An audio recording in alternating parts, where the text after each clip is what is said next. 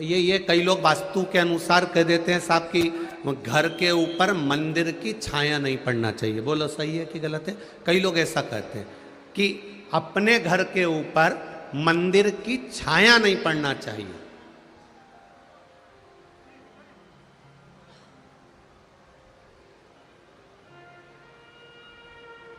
पर किसी वास्तुशास्त्री से एक बात जरूर पूछना, आप कह रहे हो कि घर के ऊपर किसी मंदिर की छाया नहीं पड़ना चाहिए, पर वास्तुशास्त्र में एक बात बहुत अच्छी लिखी है, उस मंदिर के पास में अगर कोई जलाशय है, उस मंदिर के पास में कोई कुआं है, उस मंदिर के पास में कोई बावड़ी है, उस मंदिर के पास में कोई तालाब है, उस मंदिर के पास में कोई हापसी है, उस मंदिर के पास में कोई स्थान पानी का है, या उस मंदिर के पास में बेलपत्री, पीपल, आंवला, शमी, देव वृक्ष अगर कोई विराजमान है और उस मंदिर की भी छाया आपके घर पर पड़ रही है तो वो दोष नहीं देती, वो कल्याण कर देती है।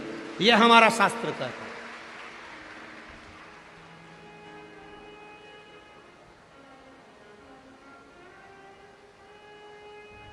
कहने वालों ने कह दिया कि मंदिर की छाया नहीं पड़ना चाहिए, मतलब मंदिर से दूर चले जाओ। ये कोई दूसरे नहीं होंगे, ये कहीं ना कहीं के लोग ऐसे होंगे जो तुम्हें मंदिर से दूर करना चाह रहे हो। जैसे कई लोगों ने एक नया ट्रेक अपना के रखा है, अगरबत्ती में बांस होता है तो अगरबत्ती भगवान को नहीं लगाना चाहिए। ये दुनिया ने ट्रेक निकाला। क्यों निकाला? क्योंकि दुनिया के लोग चाहते हैं कि आप अगरबत्ती पकड़ना बंद कर दो और मोमबत्ती पकड़ना चालू कर दो। ये दुनिया चाहती है। आपके हाथ की अगरबत्ती को छुड़ाकर हमारे छोटे छोटे बच्चे, हमारे घर के जरा जरा से बच्चे, अगरबत्ती जब दादी लगाती है तो छोटे बच्चे उसकी तीली पकड़कर, उसकी सीख पकड़कर ऐसे ऐसे घुमाते हैं। बच्चों को संस्कार घर के बुजुर्ग देते हैं, घर के बच्चे को संस्कार घर के माता पिता देते हैं। ये वो लोग हैं जो आपके हाथ से अगरबत्ती को छुड़ाकर मोमबत्ती पकड़ाना चाहेंगे। और एक बार मोमबत्ती पकड़ा दी, फिर धीरे धीरे धीरे धीरे मंदिर से दूर कर कर तुम्हें फिर कहीं और ले जाकर बिठाएंगे, फिर और दूर ले जाकर कहेंगे कि तुम अब अपना ये सनातन धर्म छोड़ दो और फिर हमारे धर्म में आकर बैठना चालू कर दो। ये वो लोग। अब समझना हमको है, समझदारी हमको चाहिए।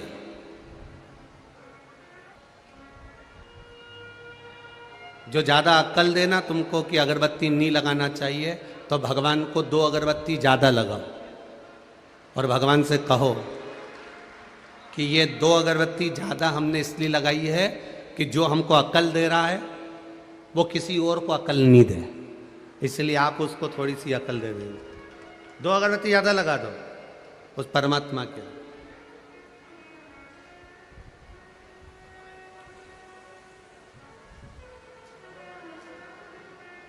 गुरु द्रोणाचार्य के घर में बेटे ने जन्म लिया, अश्वत्थामा ने। शिव जी की कृपा से प्रकट हुआ।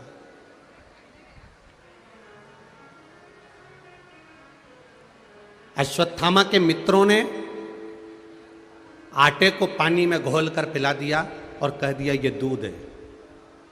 पिता ने देख लिया, पिता की दृष्टि पड़ गई और बेटा पिता के गले लगकर बोलता है, बाबा, पिताजी, आज पहली बार मैंने गाय का दूध पिया है, पहली बार गौ माता के दूध का पान किया है मैंने। अश्वत्थामा कह रहा है अपने पिता से, जिसकी उम्र मात्र 4 वर्ष की है।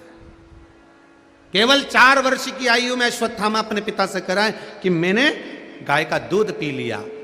गुरु द्रोणाचार्य की आंख में आंसू भर गए। बेटा, शिवजी के स्वरूप उस अश्वत्थामा को देखकर भगवान गुरु द्रोणाचार्य गले से लगाकर उसको देखकर रो रहे हैं कि मैं जानता हूं जो तूने पिया वो गाय का दूध नहीं था, वो आटे में पानी मिलाकर तेरे मित्रों ने तुझको पिला दिया था। वो जान रहा है वो गाय का दूध नहीं है।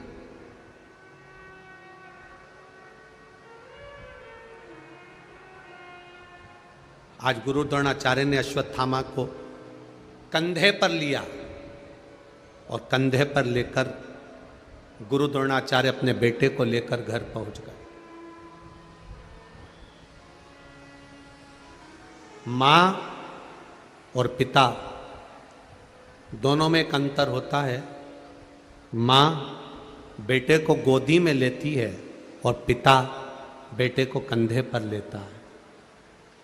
मां बेटे को गोदी में इसलिए लेती है कि जितनी गोदी में मैंने बेटे को रख रखा है, जो मैं देख रही हूं वो मेरा बेटा भी देखे।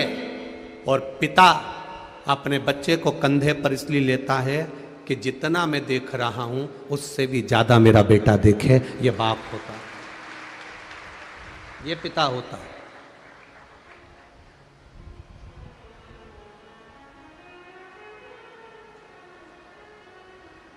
मुझसे ज्यादा मेरा बेटा देखना चाहिए।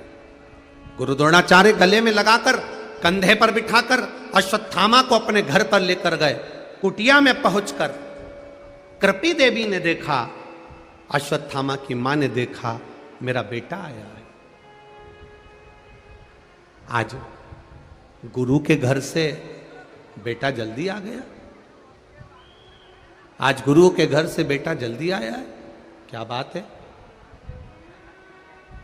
पूछा, बेटे से नहीं पूछा, गुरु द्रोणाचार्य से कृपी देवी ने पूछ लिया, स्वामी आज आप बेटे को साथ में लेकर क्यों आ गए, कारण क्या था,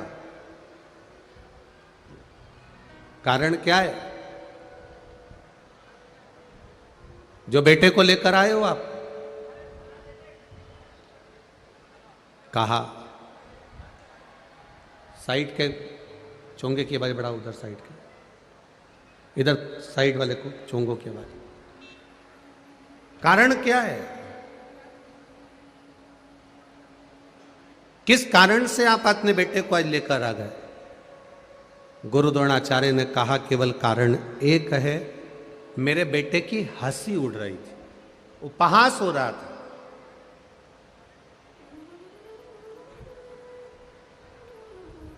मेरे बेटे की हंसी उड़ रही है, उपहास हो रहा है, इसलिए मैं उसको लेकर आ गया।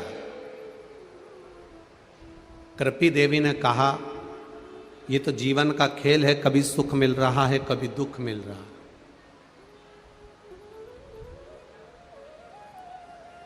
आज के समय में जो गरीब है वो सबसे ज्यादा सुखी है।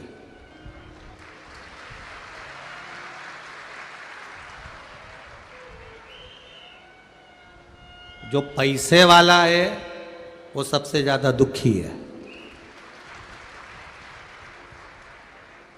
गरीब व्यक्ति कहीं पर भी बैठ जाए, शान सत्ता से अपने साथ में दरी लाया, कम्बल लाया, बिछाया, और गरीबड़ा कहीं पे भी बैठ के कथा सुन लिया, जा कहीं पर भी बैठकर सुखी। सबसे ज्यादा दुखी है तो पैसे वाला।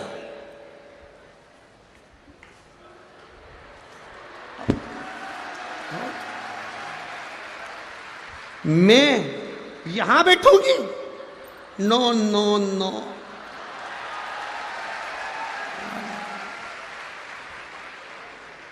मैं फिर दरवाजे पे खड़े होके, तुम मुझे जानते नहीं हो, एक फोन लगाऊंगी और अब भी तुम दरवाजा खोलोगे और मुझे अंदर जाने को कहोगे। एक फोन लगाऊंगी। अब इसको नहीं मालूम कि तेरा काम एक फोन पर हो जाता है तो शिव भक्त का काम भी एक बेलपत्र और एक लोटे पानी से हो जाता है। कहना कठिन है महाराज, बहुत कठिन। थोड़ा दुनिया का सबसे जो गरीब है वो सुखी है, कितनी मस्ती में बैठा आराम से भैया, एकदम अलमस्त होकर चकाचक, उसे कोई मतलब नहीं, बस वो तो उठता है और जहाँ पर अर्चना दीदी और उनकी पूरी टीम ने जहाँ भोजन की व्यवस्था करी, वहाँ जाता है, भोजन करता, नहाया धोया और फिर अपनी जगह पे आकर बैठ गया। और जो सुखी सुख और इनके सुख का एक आनंद, बरहानपुर वालों छोड़ना मती, इनके सुख का आनंद लेना।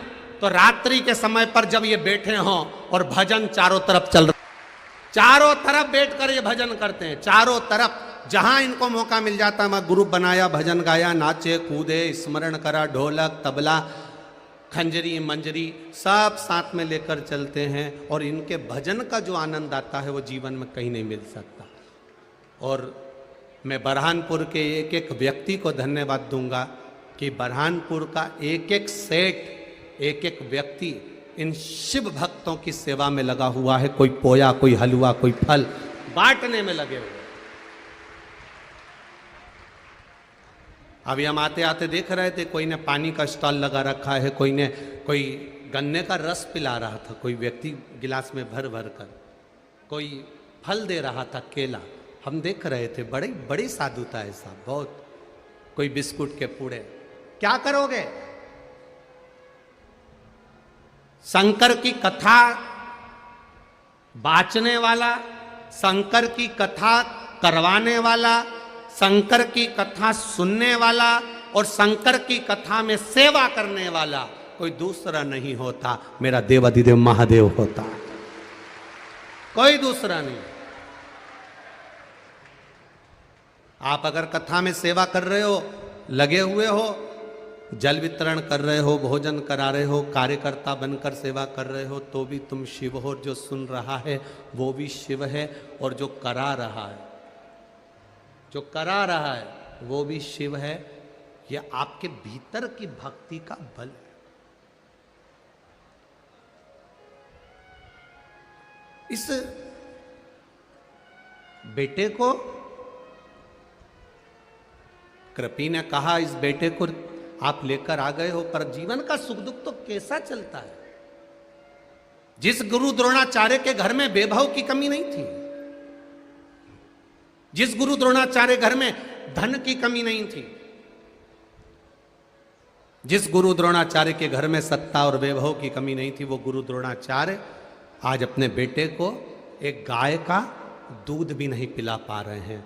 ये जीवन का समय का खेल है, ये खेल।